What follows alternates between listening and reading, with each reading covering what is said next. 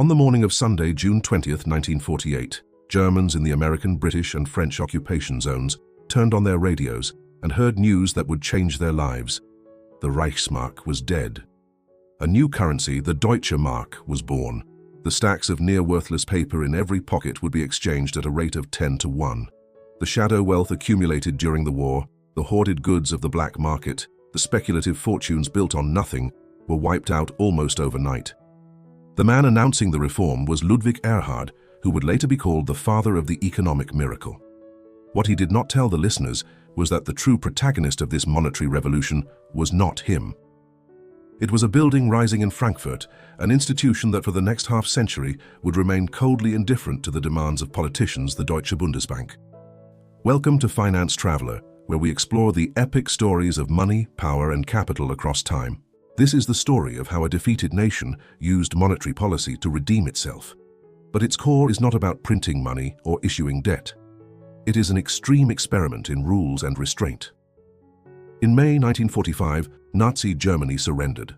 What remained for the victorious powers was a landscape of physical and psychological ruin.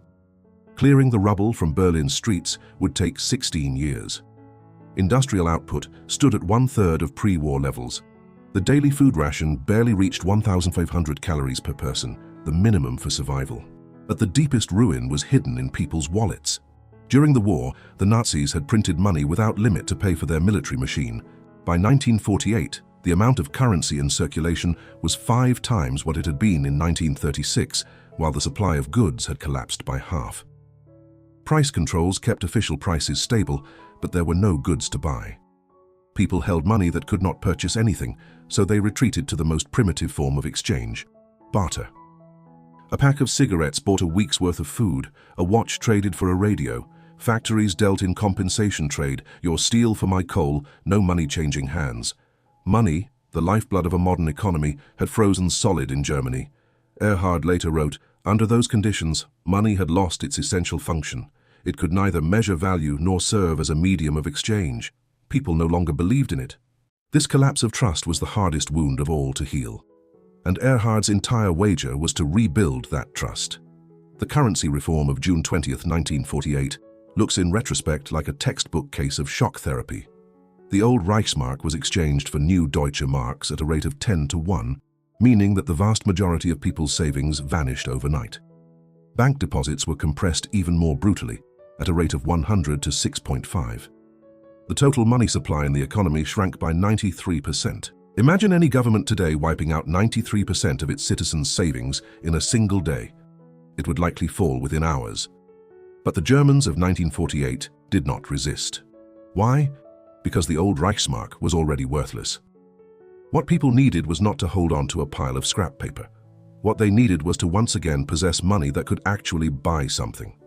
The effects were almost instantaneous. Fred Klopstock, an economist at the Federal Reserve Bank of New York, recorded what happened in the shops that Monday. Shelves that had been bare suddenly filled with goods, as if everything had emerged from hiding overnight. People were finally willing to sell because they were now confident that the new currency would not turn back into waste paper. The economist Henry Wallich wrote, "The spirit of the nation changed overnight. The grey, hungry, lifeless figures who had wandered the streets forever searching for food came back to life. But the currency reform was only the first step. If there were still not enough goods in the market, the new Deutsche Mark would soon lose its value." Erhard needed to restart production, and the only way to restart production was to let prices work again. So on the same day as the currency reform, Erhard did something that left the Allied occupation officials speechless. He unilaterally abolished price controls and rationing. When an American officer stormed into his office to demand an explanation, Erhard's reply became one of the legendary moments in German economic history.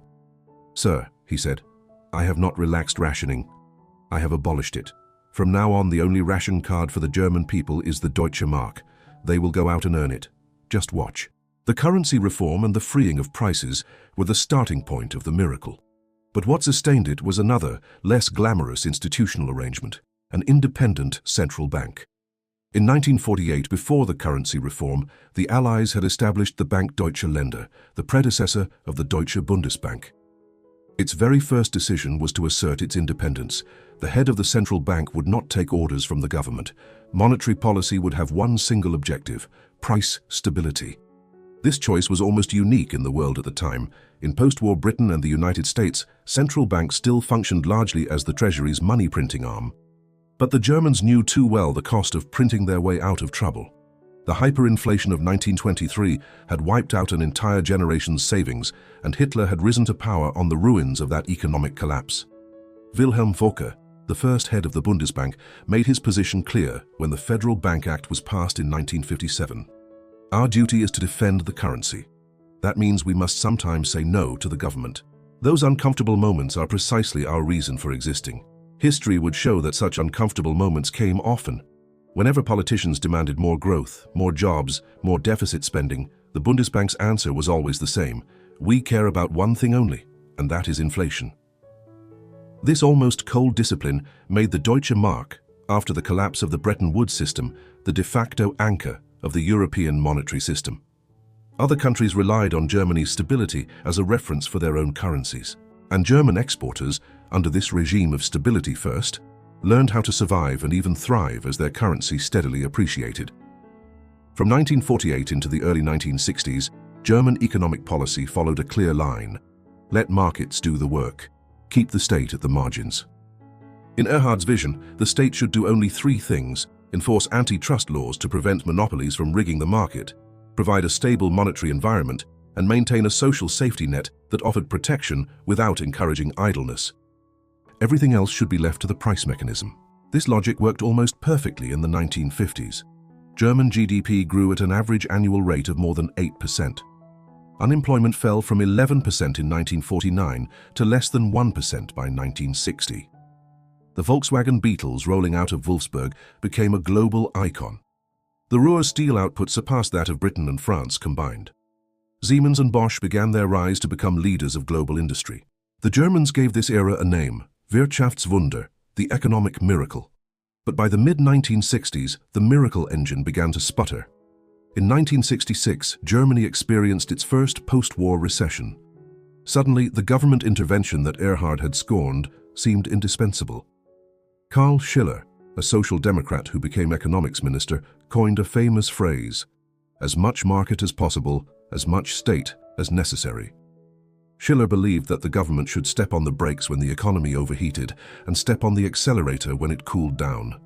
In economic terms, this was counter-cyclical policy. In 1967, Germany passed the Stability and Growth Act, one of the most important economic laws in the country's history. It mandated that the federal government use fiscal policy to maintain economic stability and authorize the central bank to adjust the money supply. From this moment on, German economic policy entered a phase where the Erhard model and the Keynesian model coexisted.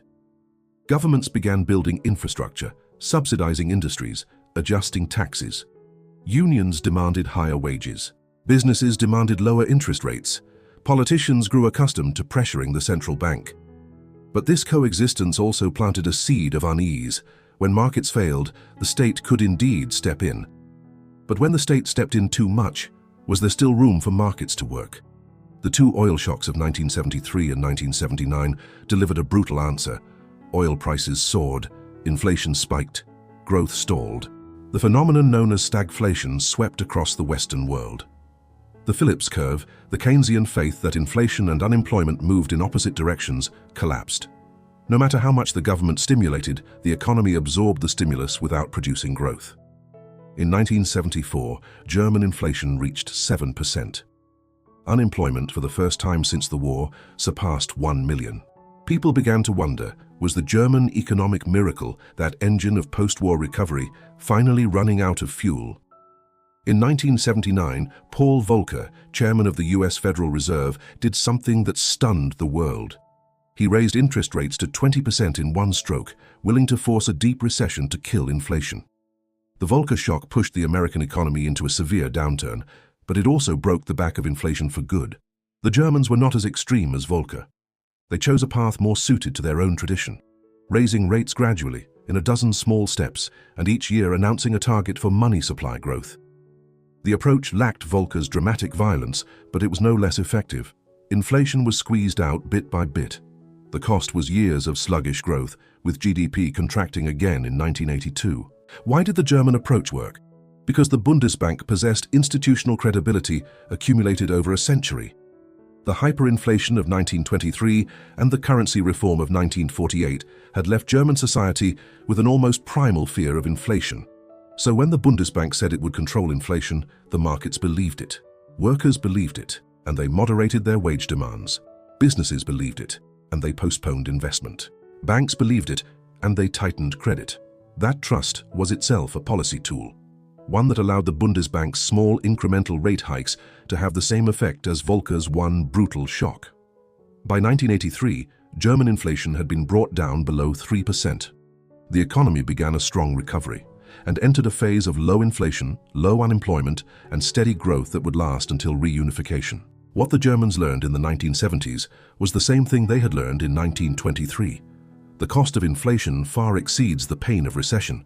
A currency eroded by inflation destroys savings, paralyzes investment, and unravels the social contract.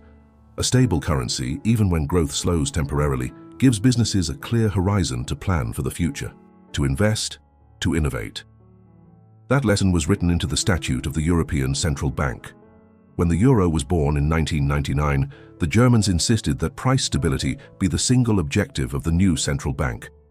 The same principle the Bundesbank had upheld for half a century. The reunification of Germany in 1990 was another great test of its economic policy. The economy of East Germany was a blank slate, outdated factories, collapsing productivity, a currency without credibility. The West German government made a bold and politically almost unavoidable decision. It would exchange East German marks for West German marks at a rate of 1-to-1. You could not tell people who had just escaped communism that their money was worth only half of what their countrymen in the West possessed. But the economic cost was staggering. To rebuild the East, the government poured enormous sums of money into subsidies and infrastructure. Deficits ballooned, public debt surged, inflationary pressures returned. The Bundesbank president, Helmut Schlesinger, issued a warning. We are heading toward inflation. He demanded that the government tighten fiscal policy, or the central bank would tighten monetary policy in response. The confrontation reached its peak in 1991. Schlesinger publicly criticized the government's fiscal policy. Chancellor Helmut Kohl, furious, called for Schlesinger's resignation. Outside the Bundesbank building, protesters held signs reading, "Don't murder the East with interest rates." But Schlesinger did not resign, and the Bundesbank did not raise rates sharply. Instead, it chose a different path, tightening monetary policy moderately while reaching an understanding with the government that deficits would be reduced gradually over the coming years. The case of reunification exposed an inherent tension in the German model. When political pressure becomes overwhelming, rules can be negotiated. But what was negotiated was not the abandonment of rules, but a longer timeline for absorbing their costs. The story of Germany's post-war revival is often told as a miracle, a nation reduced to rubble that within little more than a decade became the engine of Europe. People talk about the Marshall Plan. They talk about Erhard's Sunday decision to abolish price controls. They talk about German industriousness and discipline. All of this is true, but it touches only the surface. What truly made the miracle happen was not a single decision or a single genius, but a deep consensus forged in the ruins. A consensus about rules and restraint. That consensus answered three questions. Who should guard the currency? Where should the boundary between market and state be drawn? And when political needs conflict with economic logic, who decides? Follow this thread backward, and you find that the true secret of the German economic miracle was not the printing press. It was the man who refused to use it. It was a central bank that would not answer the chancellor's phone call. It was an institutional architecture that convinced markets that rules would not be bent for political convenience. It was a nation that, from the rubble, relearned the long and difficult art of abiding by its own rules. The economic miracle was treated as news in the 1950s, as mythology in the 1960s, as history in the 1980s. But its true legacy for later generations is not the string of enviable growth figures. It is a simple truth. Markets are not everything, but without markets, everything fails. The state is not evil, but when the state replaces the market, the road to disaster is short. It took the Germans a century to learn this lesson, and when we read their story today, it is not to replicate their miracle, but to understand that what we call a miracle was, in the end, nothing more than a country learning from the ashes to follow its own rules. Subscribe to Finance Traveler. We trace the flow of capital across centuries and help you navigate the future with clarity.